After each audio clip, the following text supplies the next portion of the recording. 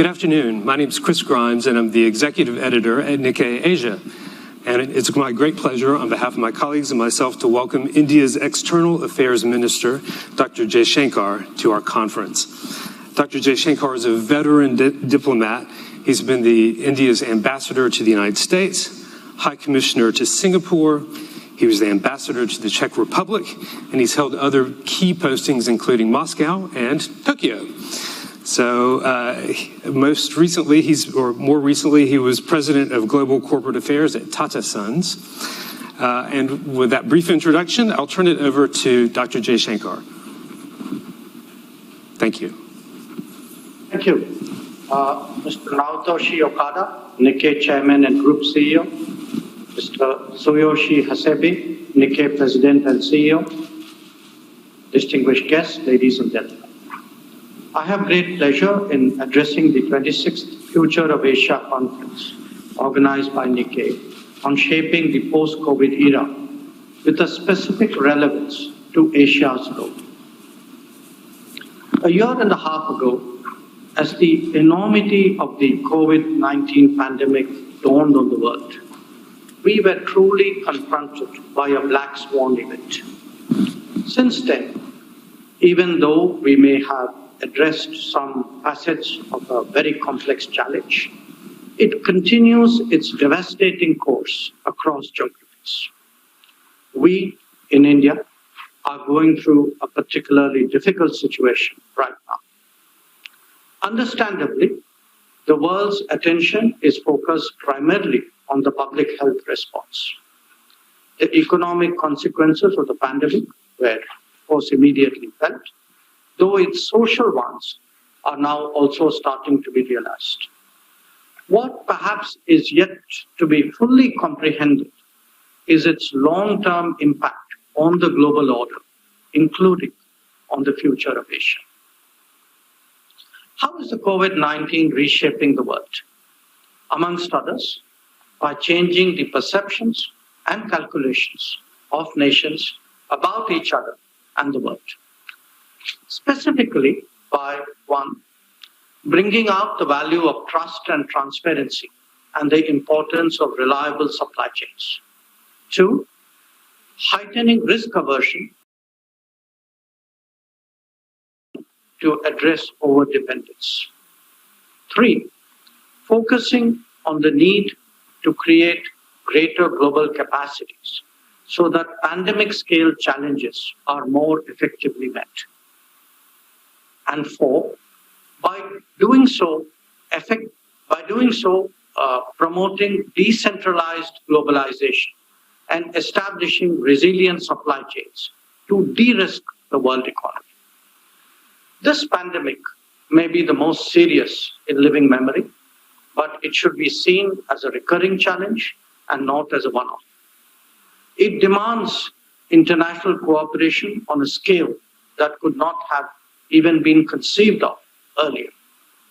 No national capacity, however large, can be adequate. And just overflows from such capacities are clearly not enough to address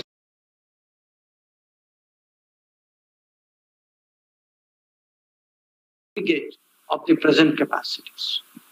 What we will now have to conceptualize is re-engineering the way the world works to prepare for and mitigate such cataclysmic events. COVID-19 has certainly triggered debates on issues like supply chains, global governance, social responsibility, and even ethics. But for many of us gathered here today, it equally encourages an objective assessment of the contemporary world so that we are better prepared for tomorrow.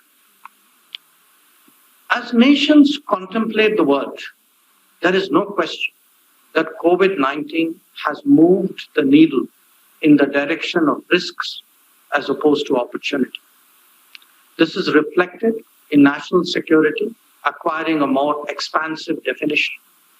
In the past, defense, politics, and intelligence drove calculations, with some extrapolation into domains like resources, energy, or technology. With some notable exceptions.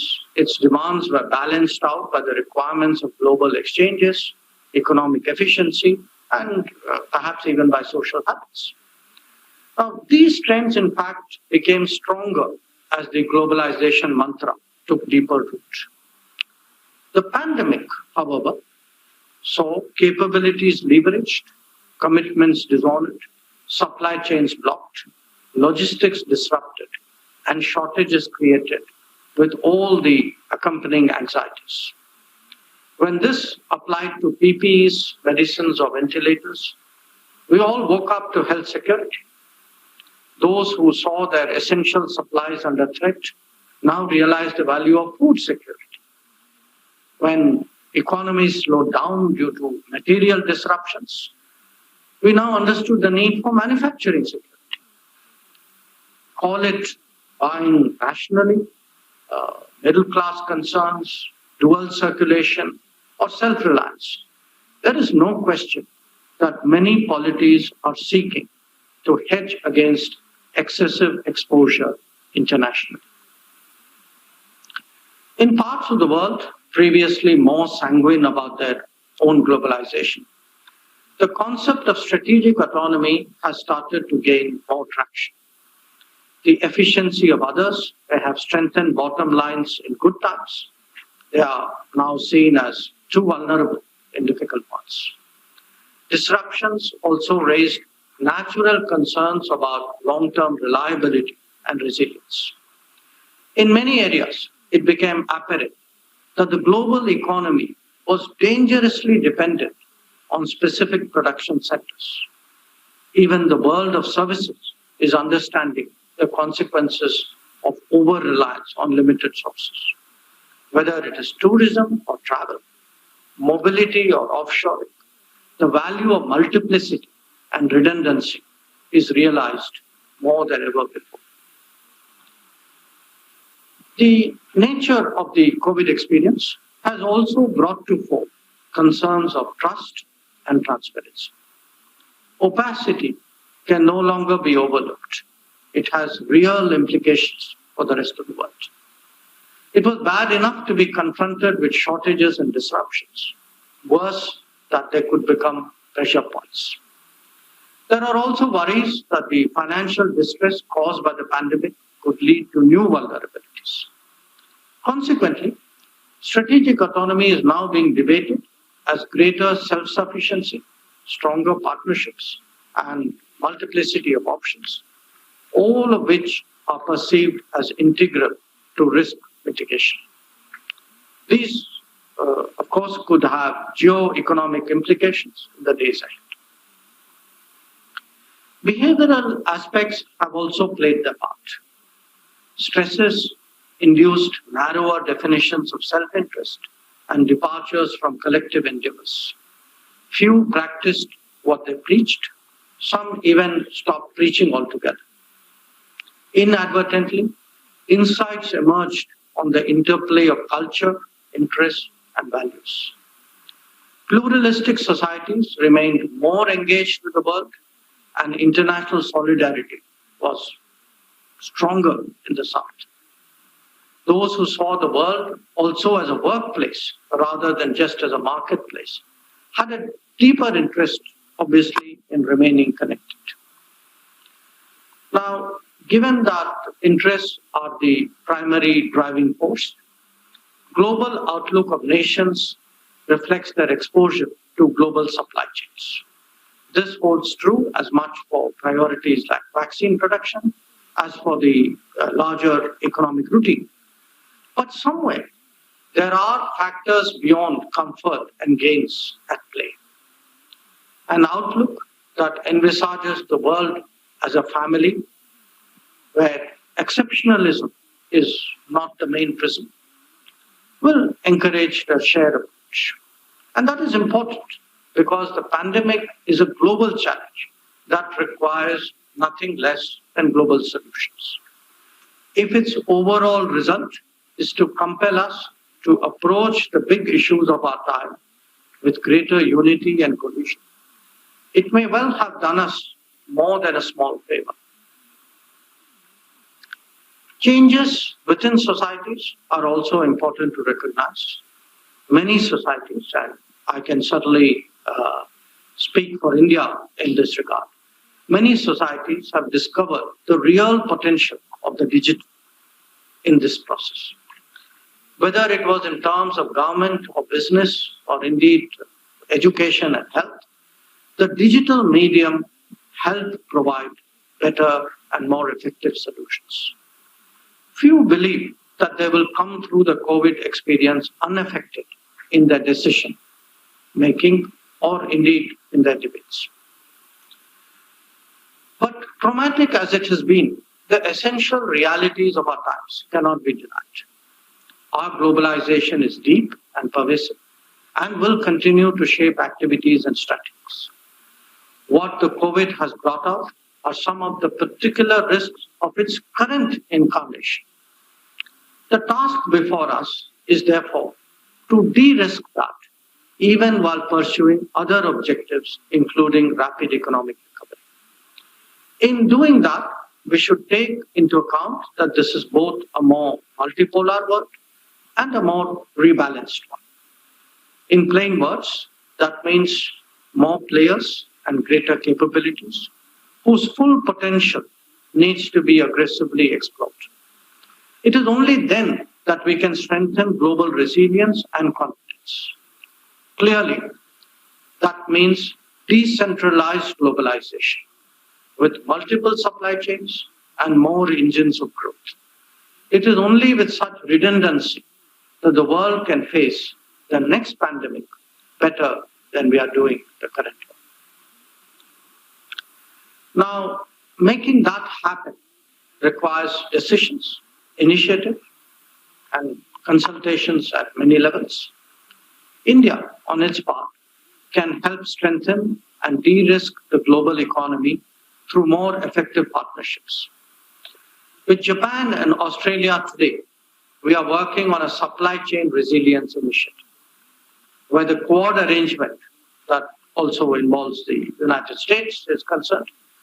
Its agenda today covers vaccine collaboration, critical and emerging technologies, semiconductors, supply chains, critical materials, and of course, connectivity, amongst others. Recent Indian summits with the European Union and the United Kingdom that saw advancement on FTAs are also noteworthy in that regard. Meeting the health and medical requirements of the world effectively requires a mature recognition of the global nature of the underlying supply chains. Barring a select few, it cannot be addressed purely nationally, and in fact needs a collaboration of a very different order. The answer to the pandemic challenge is to expand and smoothen global flows while creating confidence that its outcomes are for the benefit of the entire world. Better international cooperation can also be facilitated by improved national capacities. So if India is to make a real contribution to Asian and global economic recovery, it can start by helping itself.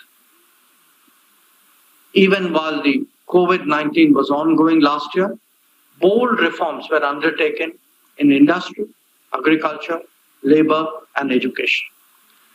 Perhaps most relevant to this audience are the production-linked incentive schemes to attract and encourage manufacturing in 13 sectors, which include mobiles and electronic components, KSM and APIs for pharmaceuticals, medical devices, electronic and technology products, drugs, telecom and networking products, food products, white goods, high-efficiency solar PV models, auto and auto components, ACC battery, textile products, and specialty steel.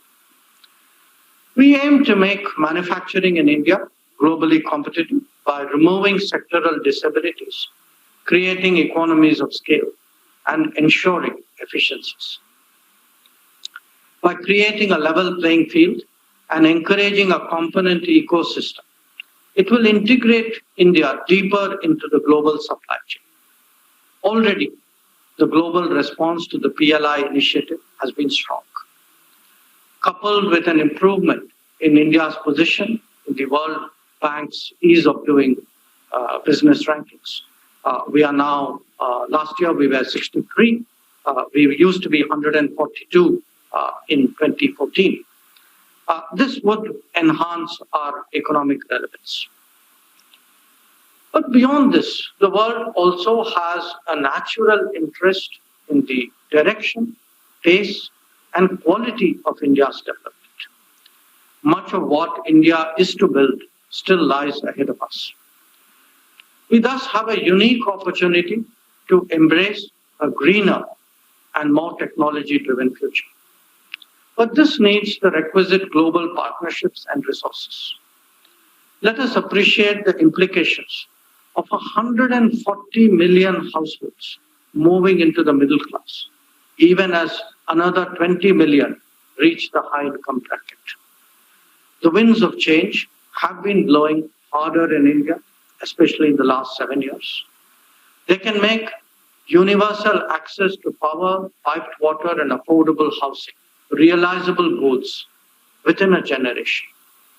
As India urbanizes like the rest of the world, a smart cities mission covering 100 locations is addressing challenges holistically through retrofitting, redevelopment, greenfield, and pan-city development. And as I have stressed, even as India builds more, it builds greener. A renewable target of 450 gigawatts by 2030 seeks to transform its energy profile. As one of the few G20 economies adhering to its Paris commitments, its 15% energy efficiency savings, its shift to LED lighting with more than 367 million bulbs, moving 80 million households from biomass to LPG cooking, and being among the top 3 nations to expand forest cover in the last decade are examples of its seriousness. The changes in the environment are paralleled by progress in human resources.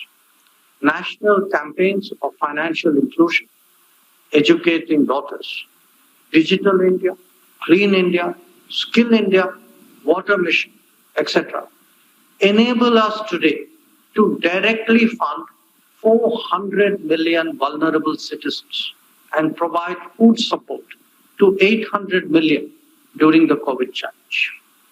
I would urge you to look at these trends, not just as a national accomplishment in the making, but as improving global human resources.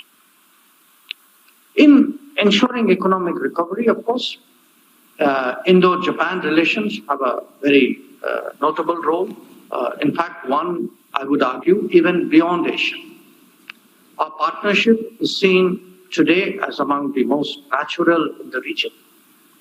Japan is a valuable partner in these national campaigns that I have spoken about, and consistently supportive of our infrastructure development, including through ODA loans.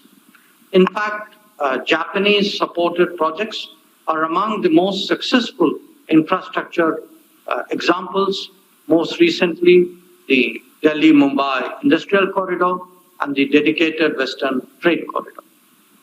Its long-standing FDI footprint in India is steadily expanding, covering 1,455 companies as of 2021, and more than half of them are in manufacturing. New industrial collaborations are in the making even as we speak. And Japan's contribution in skills enhancement is visible in 16 Japan-India Institutes for Manufacturing and 5 Japan-endowed courses. Japan is, of course, closely associated with the growth of our auto sector and, in fact, also with the introduction of metros in India. The bullet train initiative is the current flagship project. Our cooperation reflects the needs of the time, whether it is through a fund to support startups or an agreement to receive skilled workers from India. Our strong strategic convergence is evident in our annual summit, 2+2 meetings, defense and military activities, as well as cooperation at regional and multilateral forums. Distinguished guests, the COVID challenge has certainly created a stronger case for greater international cooperation, be it in vaccine production or to facilitate economic recovery. Those with shared interests and common values will find it easier to forge stronger partnerships. To make a real difference, the global order must address the concerns and issues that the pandemic has thrown up. I thank this conference for the opportunity to share my thoughts in that regard, and I'm confident that its deliberations will help us find pathways to better solutions. Thank you very much for your attention.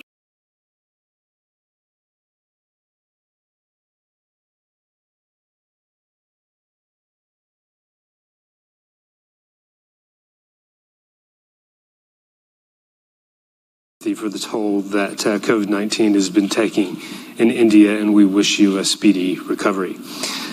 So I'd like to ask just a pair of COVID-related questions, actually. The first is whether you believe that the U.S. and other wealthy nations are doing everything that they should be doing right now to help developing nations and nations that are still struggling with the virus to combat it.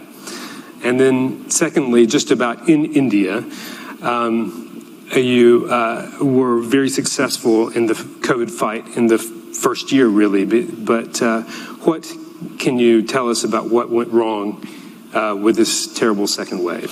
Thank you. Well, look, in terms of the first question that you raised, I think we in India are actually experiencing tremendous international generosity. As we struggle with the second wave, we find the world is standing by us. You know, they are addressing some of our immediate needs, especially on the oxygen front. When it comes to medicines, you know, you have drugs like remdesivir, whose demands have shot up. So I would say really across the world, and the United States, of course, has been notable in that regard. We've been getting exceptional support, and you know, both in practical terms and in terms of morale, standing by you when things are tough. I think it's made a big difference. In a somewhat longer time frame, I think the big conversation which is underway is on vaccines.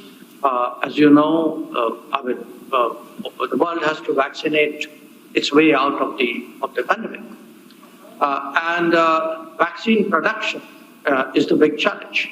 And here, South Africa and India had led an initiative to make exceptions to the patent regime in order to expand vaccination. And the United States has actually has responded to it in some ways, I would say, with an open mind. So this is an ongoing conversation, which will involve a lot of other countries as well.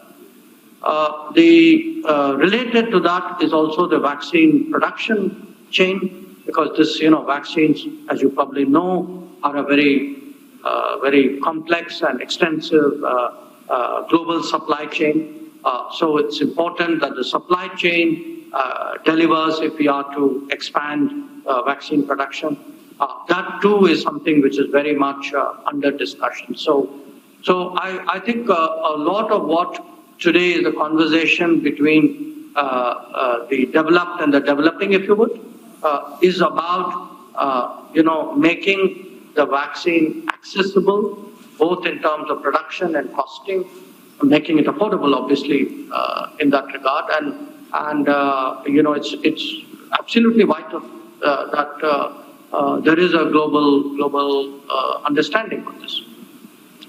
On your second issue, what really, why is the second wave so different? Look, you have to really understand how dramatically the second wave unfolded. I mean, till end of February, the daily case rates in India were about 10,000.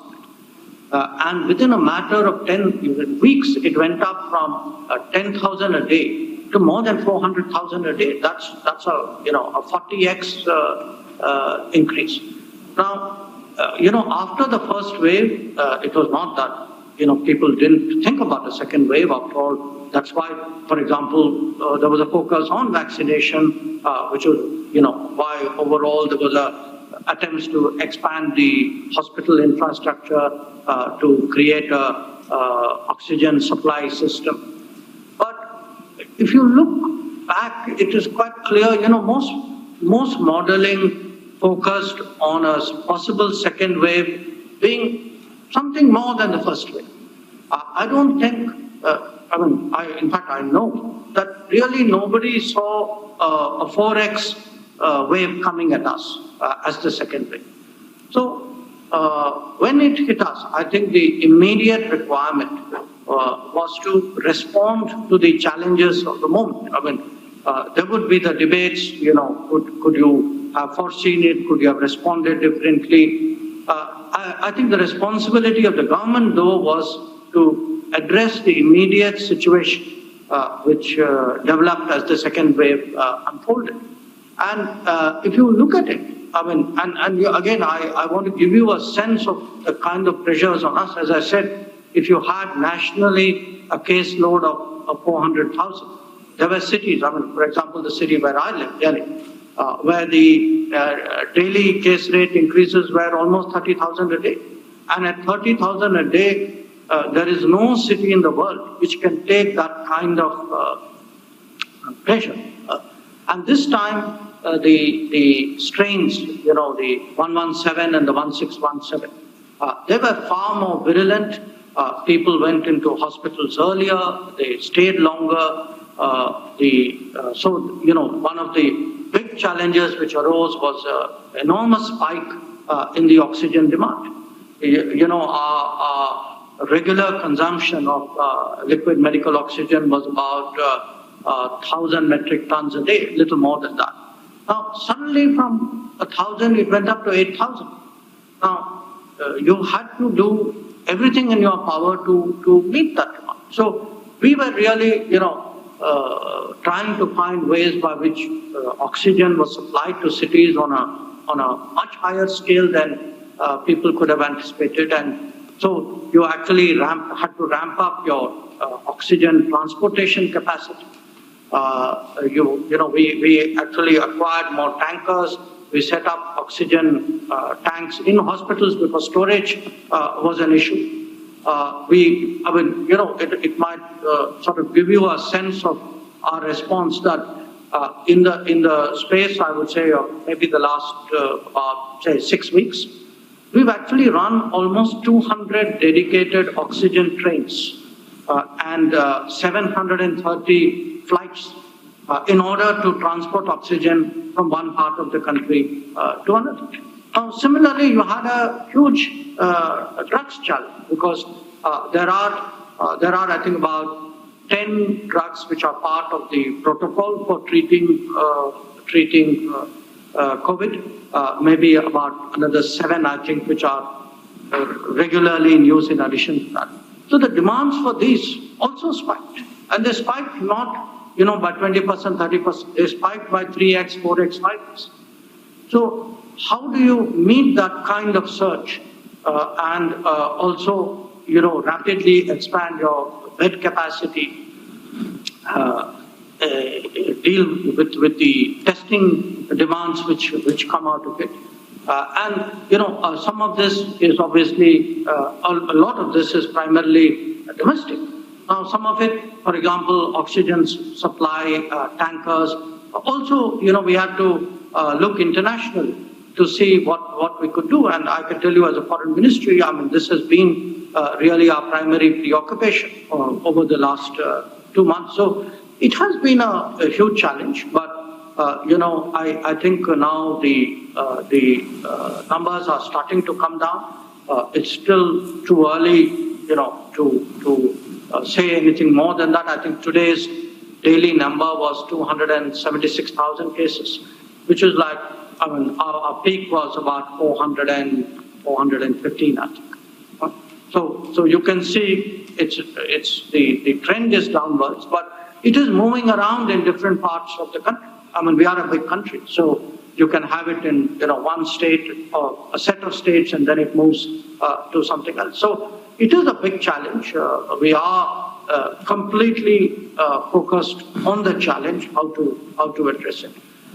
We very much value the support that we have got from the rest of the world, whether it is in expressions of solidarity or very practical help in that regard, including, I must add, since I'm addressing this conference from Japan. So it does make a difference. But for me, the big takeaway is this, which is the thrust of what I have said in my speech, that treat this as a global problem. Because if you don't recognize it's a global problem, you will not be searching for global solutions. And anything less than a global solution, the world will fall short. Thank you. It's an awesome challenge that you're facing, and thanks for sharing those details with us. I'm afraid we're out of time, so we're going to have to make another invitation to have you speak to us again, because there's so many other things that we want to talk about, the Quad and other things, the supply chain. But for now, sincere thanks from all of us at Nikkei for speaking to us today. We really appreciate it. Thank you. Thank you. A pleasure. スブラマニアム・ジャイシャンカル外相、グライムスさん